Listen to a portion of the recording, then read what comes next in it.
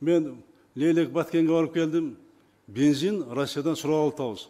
Күйүүчү майлоочу майларды biz Rusya'dan почтадан чыгарып атабыз. Мына күнөөгө батасың, экспорт кетирип атасың деп. Мен мына Баткенге, Лейлекке бардым. Жолдорду Тайстанга бензинге ташып атып, миллиард деген сомго урган жолдорду мына талкалап атышат.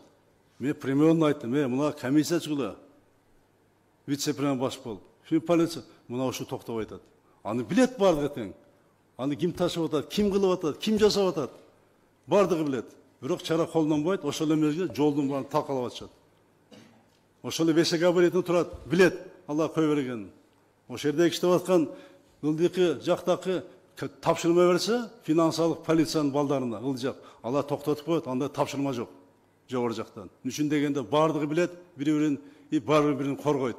Ошон үчүн жолдор талкаланып, миллиард деген бюджетте каражаттар мына жок болуп атат. Уурулук ушунчалык туу чокусуна жетти.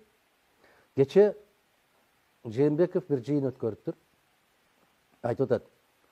Баткенге миллиарддаган сом менен салган акчабызды бүтүндөй жолду талкалап, бензин ташып атат. Биз билебиз ким ташып атканын, билсең эмне кылып отурасың?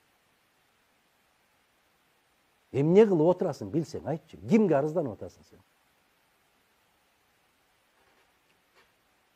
Анан финансы полициялар иштебей атат, аларга буйрук бериш керек. Буйрукту мен беремби? Эмне бербей атасың? А эмне үчүн сен ошол Баткен аркылуу өтүп аткан контрабандасы болобу? Нарко баңгизаттары болобу? Токтот деп буйрукту бербейсиң, эмне кылып отурасың? Ким берет буйрукту? Чүчкүрсөң, учук чыгып чалкасынан кете турган өкмөтүң береби? Же бир торпокту жетелеп келип деле мына пример болот десең, 115 добуш менен колдоп берип аткан парламент береби? Ким берет буйрукту? Айтпачы. Бул не деген алсыздык, бул не деген арсыздык, бул не деген сабатсыздык, бул не деген жоопкерсиздик дейт. Мындай бир кызык окуя болуп калды да, баарын билет да киши. Атамбаев болобу, Бакиев болобу, Акаев болобу, Отунбаевасы, Жээнбеков болобу, кимиси болсо ошонусу болсун. Туура эмес болуп атабы, туура эмес деп айтам.